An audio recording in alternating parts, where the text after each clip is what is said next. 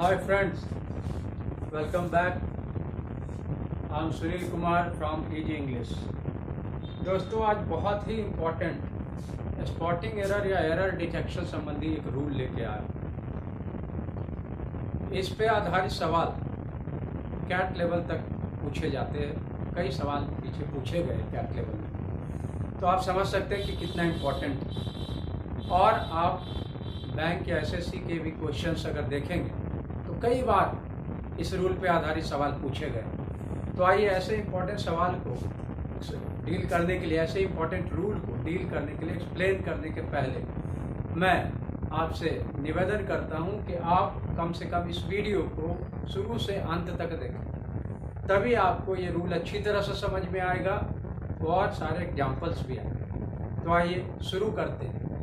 आप देख रहे हैं लिखा है एप्पल्स वर्सेस ऑरेंजेस। एप्पल तो आप समझते हैं, ऑरेंजेस भी समझते हैं, यानी एप्पल्स वर्सेस ऑरेंजेस, एप्पल की तुलना ऑरेंज से करना। क्या ये संभव है? एप्पल्स की तुलना ऑरेंज से की जा सकती नहीं, क्योंकि दोनों क्या है, two different kind of fruit. तो ये एक बड़ी खास रूल है ग्रामर में, और इस पे आधारित एरर कैसे आते हैं उसके पहले आप ये क्वेश्चंस देखें। फर्स्ट क्वेश्चन आप देखिए, the rivers of North India are longer than South India. अब जिन्होंने एडजेक्टिव पढ़ रखा है वो आसानी से समझ जाएंगे। लॉन्गर क्या है? कंपैरेटिव डिग्री एडजेक्टिव का रूप है ना। इसका यूज होता है जब दो के बीच कंपेयर किया जाए। तो जाहिर सी बात है इस सेंटेंस में दो के बीच कंपैरिजन हो रहा है। तो आइए पता करते हैं कौन कौन दो है जिसके बीच कंपैरिजन हो रहा है। तो फर्स्ट आप क्या देख रहे हैं, द रिवर्स ऑफ इंडिया, यानी एक्स, पहला ये। और रिवर्स ऑफ इंडिया की तुलना आप किससे करेंगे? साउथ इंडिया से। आप तुलना कर रहे हैं नॉर्थ इंडिया के रिवर्स की, और लिखा आपने किस तरह से है कि पढ़ने में ये मीनिंग निकलता है कि नॉर्थ इंडिया की जो रिवर्स है, नदियां हैं, वो साउथ इंडिया से ज्यादा लंबी है या साउथ इंडिया के रिवर्स से ज्यादा। बिल्कुल करेक्ट समझा आपने। तो यहाँ पर एक गड़बड़ी दिख रही, देन के बाद हमें क्या लिखना चाहिए? या तो हमें लिखना होगा देन द रिवर्स, तब ये करेक्ट हो पाएगा। और नहीं तो एक और तरीका, रिवर्स क्या है? नाउन। तो हमने पढ़ा प्रोनाउन एक ऐसा पार्ट्स ऑफ स्पीच है जो नाउन के रिपीटिशन को रोकता है। प्रोनाउन का इन्वेंशन इसीलिए किया गया कि ताकि नाउन को बार बार रिपीट न करना पड़े। तो आप द रिवर्स के बदले प्लूरल प्रोनाउन दोज का यूज कर सकते हैं। और दोज को कनेक्ट करना किससे? साउथ इंडिया से। रिवर्स को कनेक्ट किया कौन? ऑफ।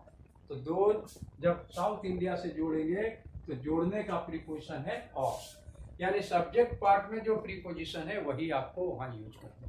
अब ये सेंटेंस करेक्ट होगा, the rivers of North India are longer than those of South India. Those का मतलब क्या हो गया? The rivers. समझ गया? अब आ जाओ दूसरा sentence, detective novel by Agatha Christie have more complicated plots than. यहाँ भी आप आसानी से समझ सकते हैं, मोर के साथ और आगे देन। तो एडजेक्टिव में आपने पढ़ा है डिग्रीज ऑफ एडजेक्टिव में जहां कंपेयर किए जाते हैं, तो आप क्या देखते हैं, मोर प्लस पॉजिटिव डिग्री के साथ देन होता है। यहाँ भी दो के बीच तुलना की जा रही है। तो किसके किसके बीच तुलना की जा रही देखिए आप। तो यहाँ एक्स कौन है? डिटेक्टिव नॉवेल्स, ये है पहला, और इसकी तुलना आप किससे कर दे रहे हैं? Earl Stanley Gardner. अब नॉवेल्स तो उपन्यास है, क्या उपन्यास की तुलना आदमी से की जा सकती? व्यक्ति? बिल्कुल नहीं, ये गलत। इसका करेक्ट यूज, मीनिंगफुल कैसे यूज होगा? तो आप नॉवेल्स की तुलना करेंगे नॉवेल्स से। ये भी एक नॉवेलिस्ट, अगाथा क्रिस्टी भी नॉवेलिस्ट। तो अगाथा क्रिस्टी के नॉवेल्स की तुलना आपको करना है अर्ल स्टैनले गार्डनर के नॉवेल्स से। तो देन के बाद आपको क्या लिखना चाहिए? डिटेक्टिव नॉवेल्स के लिए क्या लिखेंगे? दोज। और पहला सेंटेंस में क्या बताया था कि जो सब्जेक्ट पार्ट में जो प्रीपोजिशन होगा, यहाँ ऑफ था यहाँ क्या है बाई, तो यहाँ पर आपको क्या लिखना होगा, दोज बाई। करेक्शन होगा, detective novels by Agatha Christie have more complicated plots than those by Earl Stanley Gardner. उसी तरह से तीसरा बिल्कुल आसान है, the scenery of Nainital is not as beautiful as Kashmir. अब तो आप समझ रहे हो, बहुत मुश्किल नहीं। यहाँ पर आप कंपेयर कर रहे हैं किसकी, सीनरी की, एक्स ये, और सीनरी की तुलना आप किससे कर रहे हैं, कश्मीर से। क्या ये मीनिंगफुल होगा, बिल्कुल नहीं। सीनरी की तुलना कश्मीर से नहीं होगी, कश्मीर एक प्लेस, तो इसके लिए आपको क्या करना पड़ेगा, सीनरी के बदले एक प्रोनाउन देना होगा। तो नाउन में आपने पढ़ा है सीनरी के लिए कैसा आता है यूज, प्रोनाउन सिंगुलर, ठीक है। तो एज के बाद आपको क्या करना पड़ेगा, the scenery of Nainital is not as beautiful as, और दैट, है ना। द सीनरी के लिए क्या करेंगे, सिंगुलर के लिए दैट, और फिर सेंटेंस में ये सब्जेक्ट में क्या है, ऑफ, तो आपको क्या लिखना होगा, एज के बाद as that of Kashmir. That का मतलब हो गया सीनरी। सीनरी को दोबारा नहीं लिखेंगे, नाउन को दोबारा नहीं लिखते, उसके लिए प्रोनाउन लिखते हैं। अब इसमें आ जाओ, his behaviour is like his father.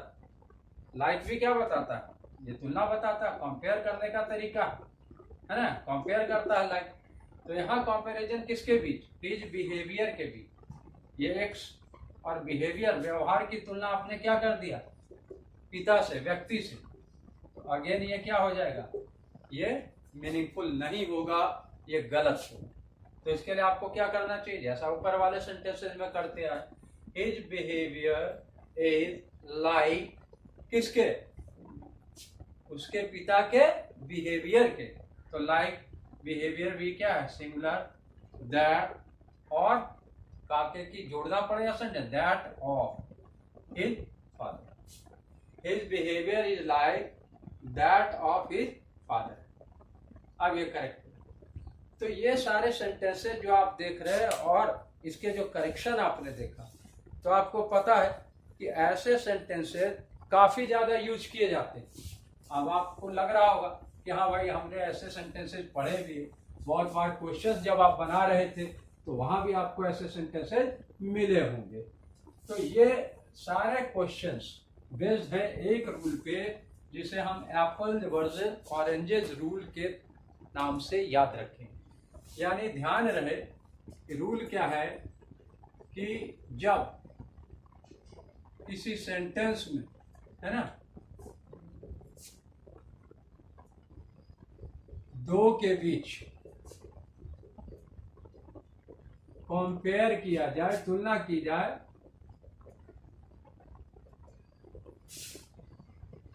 तो क्या करेंगे, कंपैरिजन हमेशा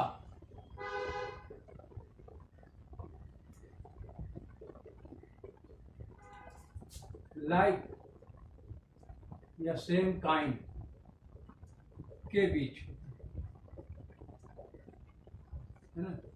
एक समान जो हो, एक ही जाति के हो, एक प्रकार के, उन्हीं के बीच तुलना हो।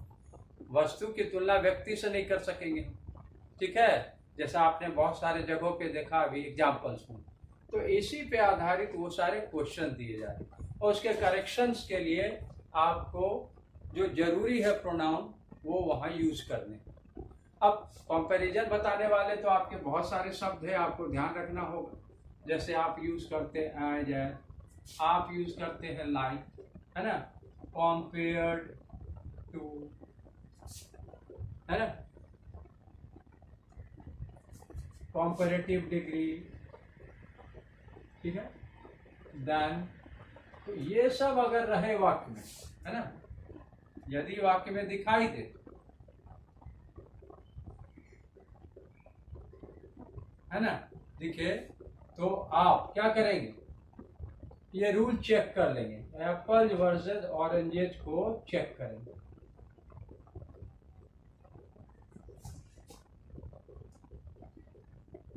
चेक करें,